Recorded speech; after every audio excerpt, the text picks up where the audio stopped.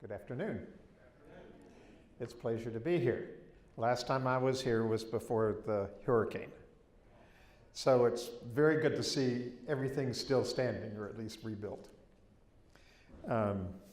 So how many of you all have heard of, or how many are you are involved in public achievement? Okay. Yeah, as coaches? Okay, good.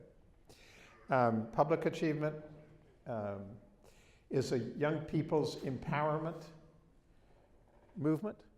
I'm going to talk about its spread to, especially to Japan, but it's spread to many other countries.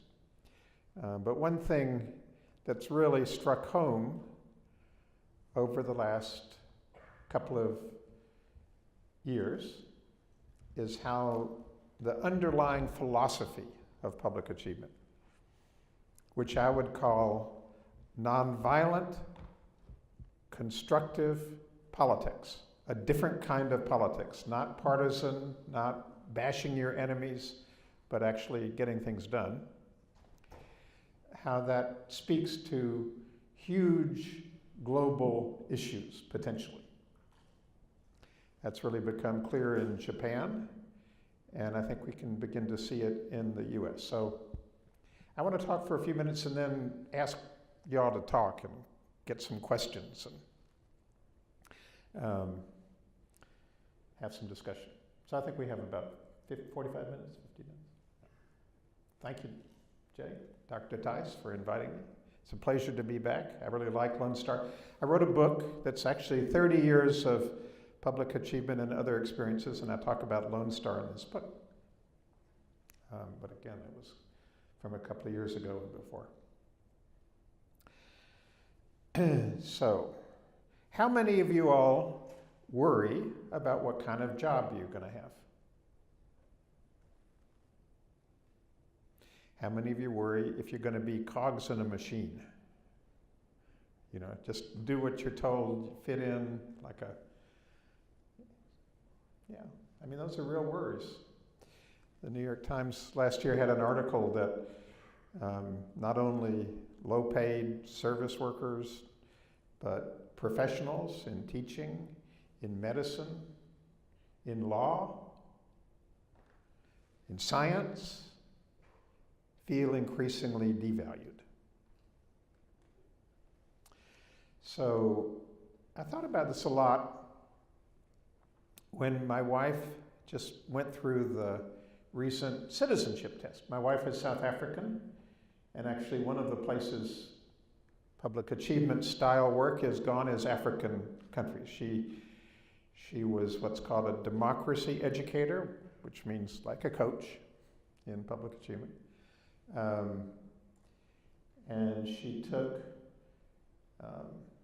public achievement approaches, she called it citizen leadership, to very low-income communities in South Africa, and then also professions, and worked across Africa in many countries. It's quite inspiring experiences, and that's part of this book. This book is called Awakening Democracy Through Public Work. It's also in paperback. But anyway, last November, she became a citizen. Now, has anybody ever seen a citizenship naturalization ceremony? You have? You have? So, I thought it was really quite remarkable. It kind of represented what I would call the American large, inspiring democratic tradition. And it's very different than the kind of conflicts and divisiveness we see today. So there was a very large audience, over 1,000 people from 90 countries. So it took a while. There was songs from American history. There was a citizen almanac. Did you become a citizen when you went? Did you remember they gave out something called the Citizen Almanac? So the Citizen Almanac has documents from American history. The Mayflower Compact, you might have looked through it. The Declaration of Independence, and especially powerful for me, Martin Luther King's letter, I Have a Dream speech. I heard Martin Luther King give that speech. I'll come back to my own experiences in the civil rights movement when I was your age. I worked for Martin Luther King. My dad was on the executive committee. I hitchhiked across the country and put my sleeping bag on the hotel floor of the Mayflower Hotel and heard King practice I Have a Dream in the room next door. And public achievement, for those of you who are involved, comes from my experiences in what were called the citizenship schools, not formal schools, but kind of grassroots schools of the movement. And we had 900 citizenship schools across the South, a really powerful history that people should know about. But anyway, I was pleased to see the I Have a Dream speech in the official Citizen Almanac given out to immigrants. This was another dimension. There was a poem from Walt Whitman, and the poem celebrated workers of all kinds, tradesmen, bricklayers, seamstresses, sailors, shop owners, and in a poem called I Hear America Singing. You can look it up on the web. It's a great song about the dignity of work. So it contrasts to the fact that today many people's work feels pretty devalued and invisible and not very full of dignity. But the experience of the civil rights movement that I was involved with, both for King's organization, which was called the Southern Christian Leadership Conference, and then where I was going to college at Duke, taught me about the dignity of work. So I want to have a little time to talk about that with y'all. A couple of experiences. How many of you have heard of the Memphis garbage strike in the civil rights movement? That was the last act. That was garbage workers in 1968 in Memphis, Tennessee, went on strike. And the garbage workers had it tough. They didn't have time for lunch breaks. They had to pick up rotten food. They didn't really have uniforms. And they got very low pay. So if you see scenes of that garbage strike, they're very vivid pictures called in the strike with signs that read, I am a man. And the strike was about the dignity and the value of garbage workers' work. And Martin Luther King gave a very famous speech called The Dignity of Labor in March 1968, in which he said this really stayed with me. All work that lifts up humanity has value and worth. All work that lifts up humanity has value and worth. Well, that's a far cry from today when we tend to be a celebrity culture and look at the rich and famous and who has the most money, and that's the measure of success. But it didn't used to always be that way. So I remembered when I was thinking about this Whitman poem that actually in the 1930s, the Great Depression, you probably have read about that. What got the country through the Great Depression was a sense of the dignity and the worth of labor of all kinds. The Civilian Conservation Corps, for example, 3 million young people who were poor and needed jobs and were involved in something called the Civilian Conservation Corps. How many people have heard of that? Anybody? So that's the park system. That's the young people in the Civilian Conservation Corps built most of the nation's park system and built contour farming. So from 1933 to 1942, 3 million young people were involved in the Civilian Conservation Corps. When Roosevelt established it, he said in 1933, the president, Franklin Roosevelt, said, we're creating a job corps because people need jobs, but actually more important than the jobs is the value of the work they're going to be doing. And the value is for the country and the value is for themselves. Work has moral value. And that was really the spirit of a lot of 1930s. So the Civil Rights Movement, when King gave that speech, was looking back to traditions which valued everyday people's work in many settings. And then I had a personal experience. I was at Duke University, and I was quite active in the Civil Rights Movement. My father was a special assistant to Martin Luther King. So when I came to Duke, I worked on civil rights, and a janitor named Oliver Harvey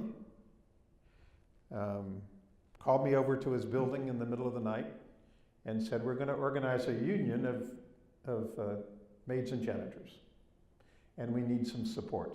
So he asked if I would organize students and faculty to support. So for the years I was at Duke, I did that. But I saw how powerful that organizing was. And you know what made it powerful? It wasn't a protest movement. It was a movement around the dignity of work. So Oliver Harvey and the maids and janitors, people like Hattie Williams, framed it not as opposition to the university. The way they said this organizing is about is to recognize the dignity and the worth of the work that maids and janitors are doing, and if that was recognized by the university, if there was better wages, better conditions, more respect, they would be able to better fulfill the educational mission of Duke University.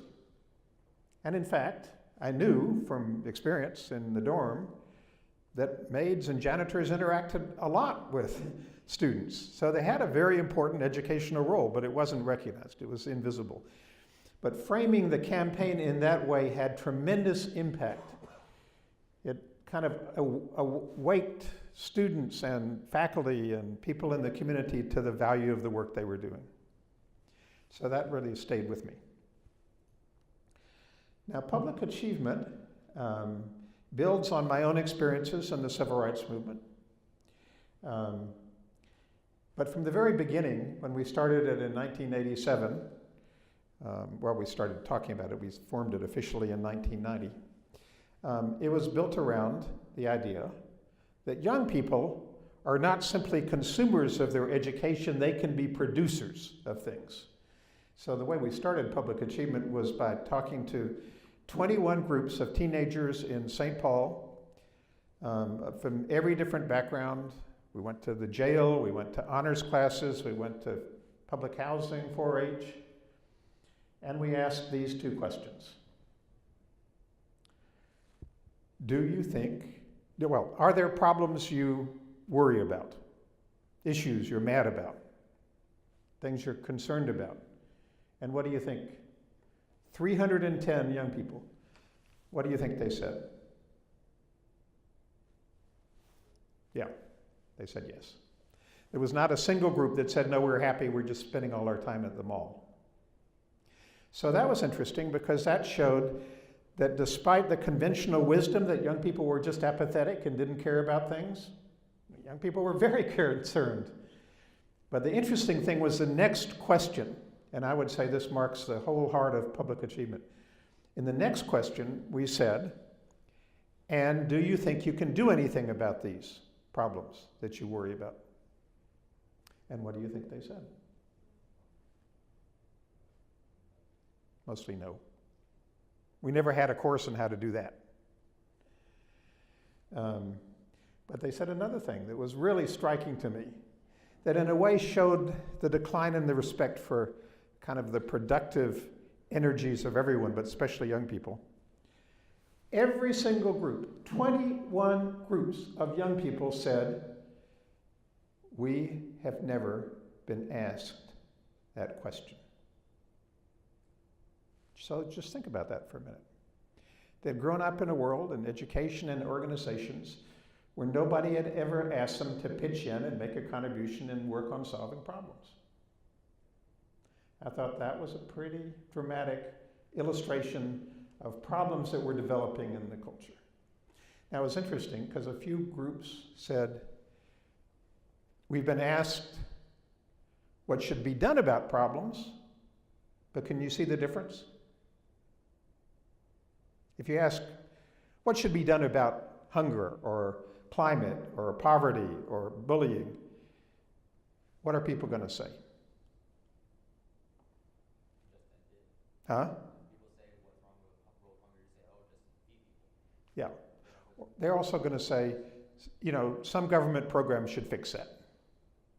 So it's not about the people themselves, it's about somebody else who's going to fix the problem, which I think is the way our culture is developed.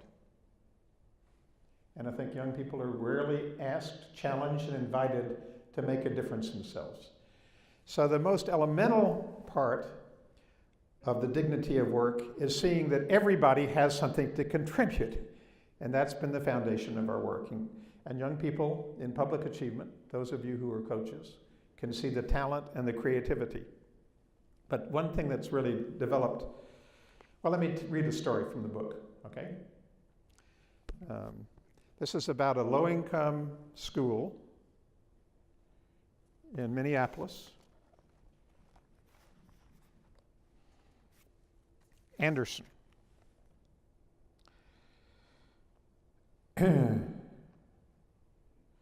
So one team of 8 boys, this is 5th graders, including Mexican immigrants, Native Americans, and European Americans, were really mad about their bathroom. Now, I should say in public achievement, the way we developed it, we told the teams that since they wanted to do something they'd never had an experience, public achievement is a way for young people to learn how to work effectively on problems they worry about. That's what it is about. Would you say that, you guys who are coaching? Yeah, so you ask young people what they want to work on, right? So there are just 2 principles. It has to make a public contribution, so it can't be, I want to go to the mall and eat ice cream. It's what you can contribute. And also it has to be nonviolent. I'll come back to the nonviolent piece. But so in this Anderson school, one team decided they wanted to work on the state of the bathroom. The bathroom stalls had no doors, toilet paper and other supplies were missing. The walls were covered with obscenities. The group named itself Bathroom Busters. And they decided to fix the problem. 2 coaches, like y'all, helped them to understand that the issue is a public issue and you've got to do a power map. Do you do power maps? Well, some public achievement teams do power maps, where you learn who has an interest, who has impact, where you go to get something done. They decided after talking about it that the issue was twofold. Students disrespected common property because they were writing obscenities on the walls. And the schools disrespected the students, allowing this kind of bathroom to develop. So the coaches helped them map the power and interests. So power mapping is a really important tool in public achievement. Power mapping is where you take an issue. If we had more time, we'd do that. We'd practice it. But you take an issue you're concerned about. It could be sexual harassment, it could be bullying, it could be hunger in your community, and you figure out who has what kind of interests and also then what kind of power they have. Who cares about this issue and what kind of power they have? And it makes the point that actually power is not what people think. It's not some people have power and we don't have any power. Power takes many forms. Power is the ability to do something. And there are a lot of ways to develop power to do something. We call that civic agency. But anyway, they mapped the power. They figured out who could actually take action. They went to the school downtown. The problem was that the bureaucracy was official. So the principal herself had been unable to get anything done on the bathrooms for 4 years. But this team of young people actually figured out a lot. They figured out who to talk to. They talked to the janitors. They got support from the union. And they got the bathroom fixed. So they were very enthusiastic, right? And then you know what happened? Graffiti started coming back. So they had to figure out what to do. And a guy named Cesar decided to take up the issue the next year in public achievement. And what he did was he had created a team. Does anybody know what they would have figured out to solve the problem of the graffiti? Anybody want to guess? Huh? Well, monitor would be something that the school system would think about, the school principal, but it was actually a more creative idea than that. Huh?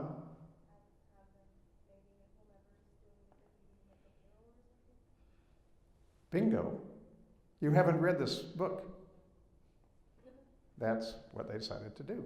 And they didn't make a mural by themselves. They had a discussion with all the guys in that class using that bathroom in the school, and they got ideas for the mural. So everybody felt they had a role to play. And as the mural was built, the bathroom became free of graffiti, and it stayed free of graffiti. So that's an example of what young people can do in public achievement. They can figure out how to do things that sometimes adults can't. They have energy, they have hope, they haven't given up, they can make relationships.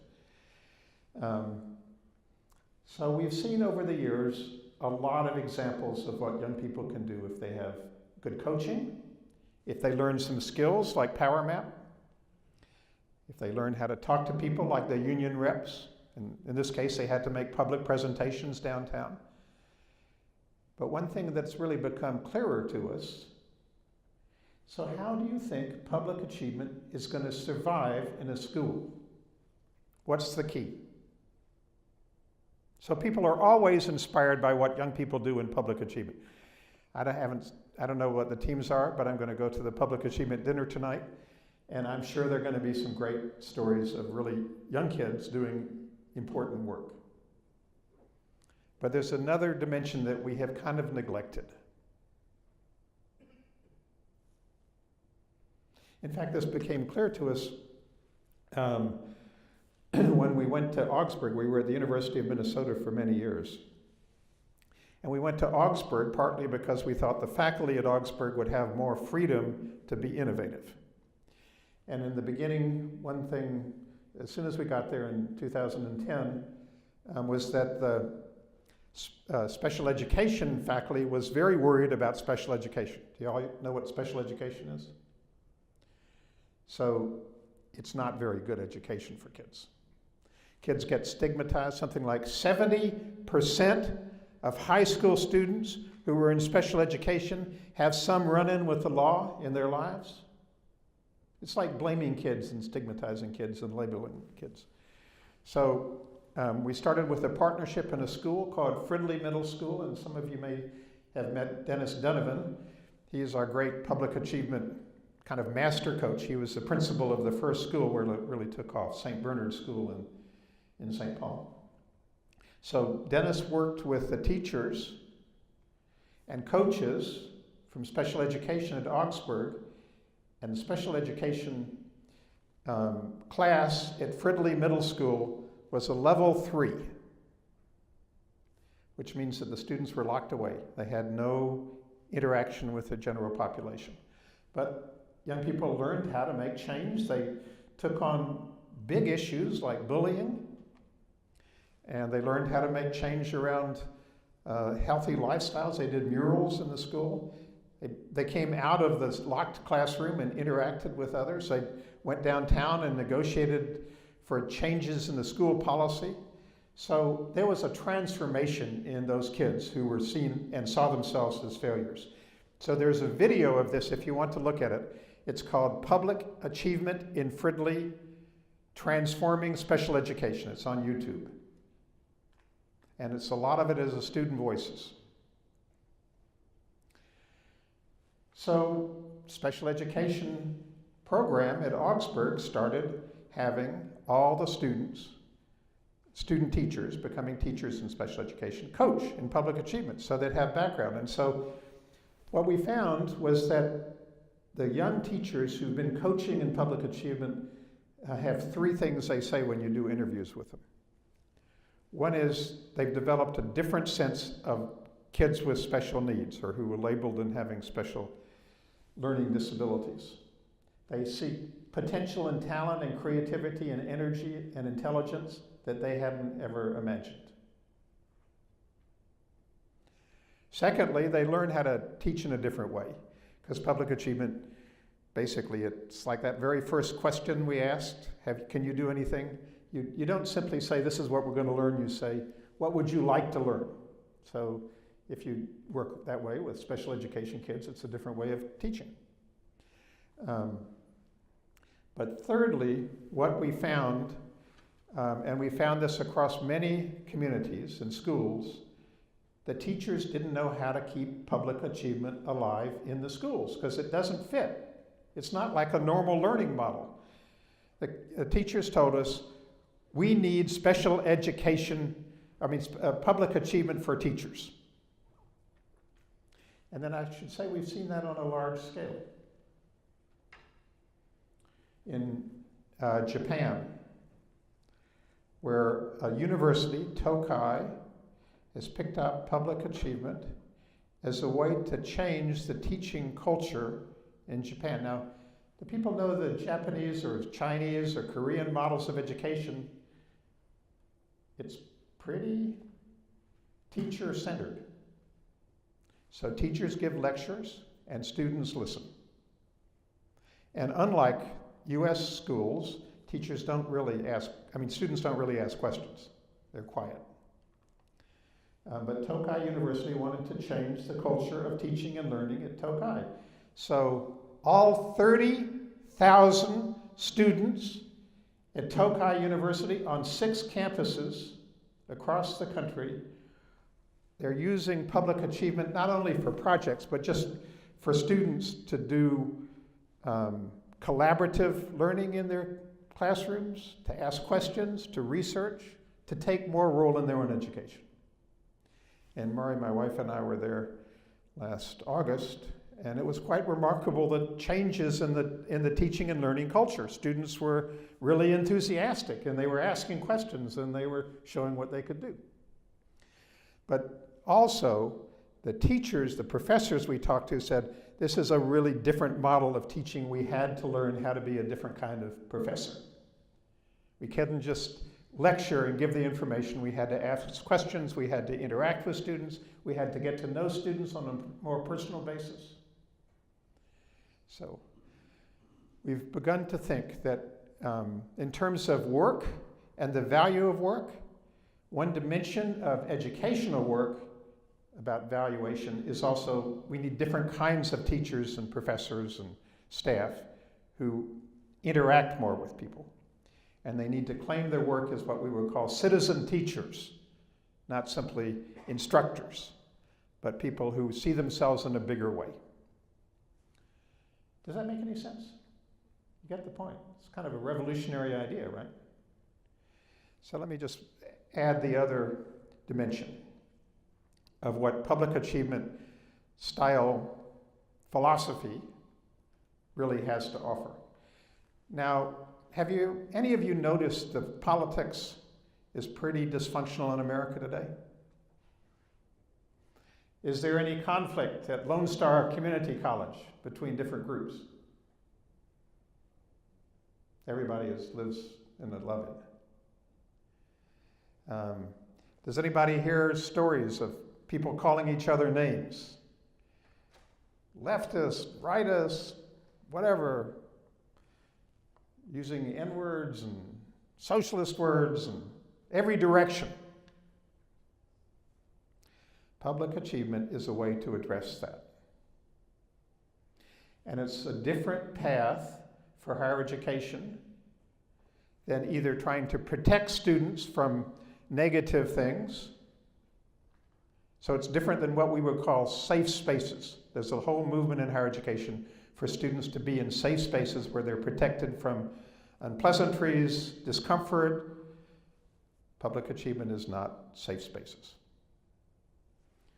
But it's also different than simply anybody should be able to say what they want in a higher education, simply academic freedom. I would say the politics of nonviolence and constructive change is about young people learning to deal with the challenges and the conflicts in a constructive way. And this is, in a world that's increasingly violent, this is needed everywhere. But I learned as a kid in the movement that nonviolence can transform hatred and violence and attacks into productive relationships. In fact, I saw that in my own family. My father was one of a rare, European American in Atlanta, Georgia. He managed the Red Cross.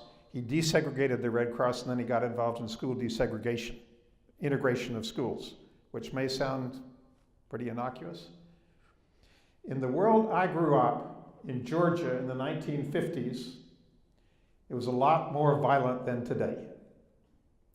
And I never had friends or teachers in all the years I was in segregated schools who would be willing to talk about integration. And it wasn't because of what they thought, it was, why do you think people were not willing to talk, even teachers? Anybody? They were scared. And I could see why when my father got involved with a group to keep public schools open, and the politicians were talking about closing all the schools, and this is 1959, rather than allow integration. And we had the next morning, his name was in the paper, the next morning the phone calls started coming. Somebody called me, I always get up early, about 6 a.m., I pick up the phone, somebody says, "We know you're you goddamn communist, we're gonna get you, boy."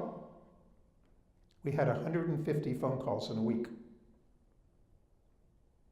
So people were riled up and full of hatred. But nonviolence in the movement was not simply demonstrations, it was mainly learning that the best way to deal with opponents or adversaries is not to attack them or devalue them. It's to understand who they are and where they come from. It's a kind of mental discipline and a spiritual discipline. And it was not fancy people, it was everyday people across the South who brought that to life. So these citizenship schools I talked about, 900 citizenship schools, 40,000 community folks learned nonviolence. And it was partly, what do you do if people are yelling at you in a demonstration or attacking you? But actually it was much more than that. It was like in your own spats, in your own fights. How do you keep dignified and calm and brave? So just several principles of nonviolence. One is the first, nonviolence, and this comes from Martin Luther King's book after the first big movement event, the Montgomery bus boycott in 1957, 56, 57. First principle of nonviolence. Nonviolence is not passive. In fact, Martin Luther King, like Gandhi in India or others, believed if you had to choose between being passive and acquiescent and violence, it's better to be violent. So there he agreed with Malcolm X. It's better to assert yourself with dignity than to be violent. But there's a way that's far better than violence, and far more courage is involved, and that's nonviolent. And again, I saw that all the time. You know, folks, teachers and maids and people would act with this great sense of courage.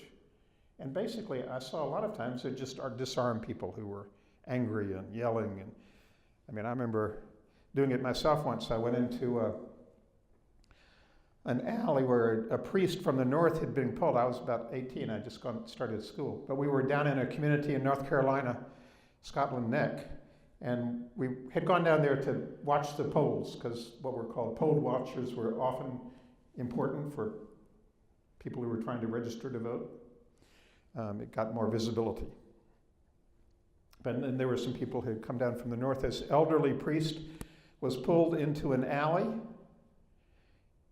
I knew what was going to happen. He was going to be beaten up. So I just went into the alley and said, look, in my deepest southern accent, I said, why y'all hate this guy? He ain't doing nothing to you. He's trying to do something good. And he's a Christian and he loves people. And you know what? These guys, I'm sure they were in the Klan. You know what they did? Just walked away. Kind of dissolved their rage. I saw that kind of thing a lot. If I had more time, I'd tell the story how I talked my way out of getting lynched by the Ku Klux Klan in St. Augustine, Florida, by talking about, why do you hate me? I mean, I'm a Southern boy. They said I was a communist Yankee. I said, no, I'm a Southern boy. I believe in that poor folks like y'all should make common cause with the movement. I think some of you might have heard Lafayette. He was involved in that discussion. And so King assigned me to organize poor folks in European American Mill Village in Durham, North Carolina. I did that 6 years. But there are a couple of stories I want to leave you with about why nonviolence can work today. One is the athletic program at the University of Minnesota. And that may seem far cry from violence, but actually it is pretty much around conflicts. So the athletic program has had what's called sexual harassment training. You may have that at Lone Star. But it's been training where people just read stuff, and it's boring, and young people think it's not effective. So I had a couple of my students who are student athletes, and they'd also been in Dennis's class. I do independent study students. And they said, we just come out of the sexual harassment class. It doesn't make any difference. And the only thing we've ever done when we're feeling harassed by other athletes is go yell at them. So I said, well, talk to Dennis and let's figure out if we could do something different. So the student athletes at the University of Minnesota organized, 2 women and a Thomas, who was a star football player. And they got agreement. Now, it took a lot of politics, everyday nonviolent practical politics, but they got agreement from the athletic department at the University of Minnesota for students to organize the nonviolent training, or the sexual harassment training. So they trained 80 moderators. How many of y'all have done civic deliberations here? Do you know that term? Dr. Tice does these deliberations. So 90 athletes learned how to do deliberations. They did scenarios. They were more work-focused. What will you do if a situation? And the students trained 650 athletes at the University of Minnesota. And I talked to some of them afterwards. They said it was amazing. We learned how to deal in a constructive way with situations that somebody's getting harassed or hassled, and how do you intervene in a constructive way, and how do you think about your own role, and I mean, it was really something. So I think and then another example we could talk about more, but Denison University in Ohio has picked out public achievement for all the residence halls, and all the students are learning to work through their issues themselves with coaching from the residence advisors. The residence advisors are coaches, they're not enforcers of rules. And it could be sexual harassment, it could be race, it could be dirty dishes.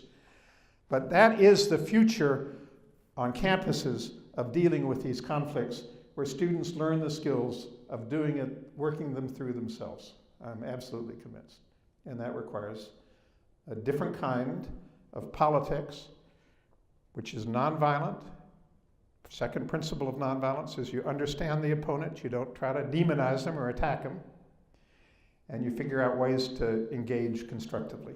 And if you think somebody's doing something wrong, you don't yell at them, you actually turn that into a teaching opportunity. So I would say that's the next frontier of colleges, learning how to develop the power and the agency and the nonviolent skills of students. So, I'm very pleased to be here. I'm looking for Lone Star to be in the news for constructive ways of solving problems and dealing with tension.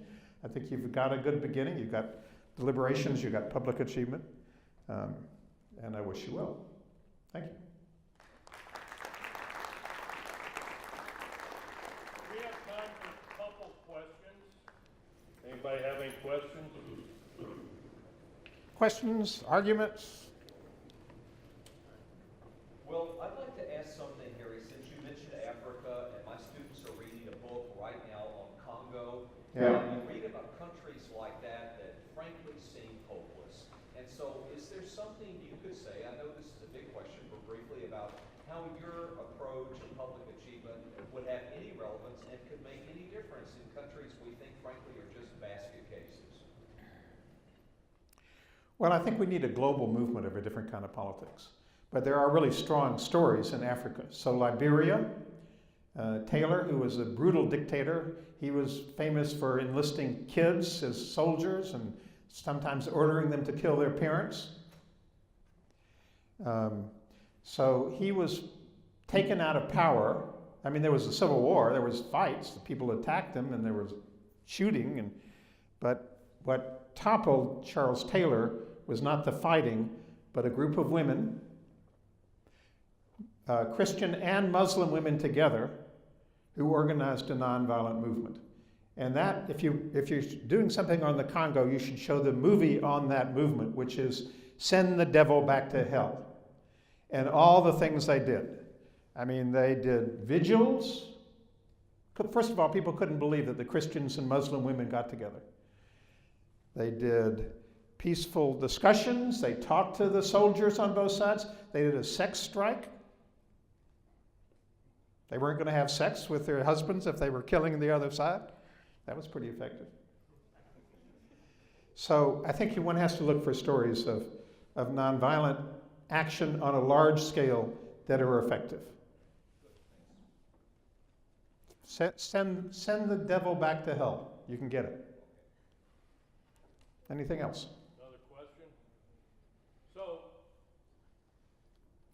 how did the University of Minnesota students get the athletic department to surrender the power that they had to do the sexual harassment training? Well, that's a good question.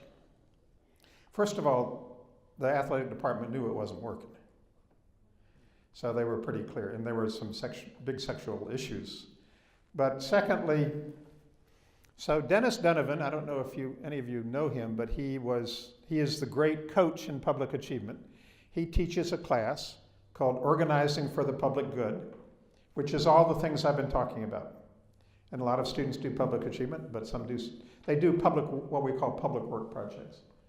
And they learn skills, and it's very diverse, and athletes love the class. He has as many athletes as he can get in. He always kind of caps it at half the class. So the athletic department loves Dennis Donovan because the athletes feel valued and taken seriously, and they have things to say, and they learn some skills. And so there's that background experience of working with the athletic department. Dennis has a lot of kind of a high profile in the athletic department. And then he's also a good coach. So when the student said, "This is crazy, we're not getting anything out of it," he coached them in how do you approach, who to talk to, how do you build a coalition, how do you do politics. He did some politics behind the scenes. So it was a process. It took about 6 months. But my sense is, in these systems, which are very bureaucratic and top-down, and they don't really work very well, there's a lot of space to do change-making if people learn the skills to do it. That's a good example. Now, in Denison, they've also found that it's much more effective in the residential communities. They've renamed the residential halls to residential communities. So they say they're like neighborhoods. And they're good preparation for students through their lives. We're living in a neighborhood with people they may not agree with. So that's been much more effective in dealing with questions. So like this spring, they had or it was last fall, there's been a big problem or big controversy about party cultures, drinking cultures at Denison. And women were really upset because there's a lot of sexual harassment at those parties. So the women decided to organize, but they've been learning that you have to engage people who are different and even people you think is a problem. So they asked the leader of the fraternities, a group of fraternity leaders, to come to the meeting. And they developed a strategy to work on this together. And they came out with about 5 different strategies, which they've begun to implement. But that wouldn't happen if you didn't begin to have a culture at Denison of thinking students can actually do a lot to solve their own problems. They don't have to be protected, or they don't have to be just regulated.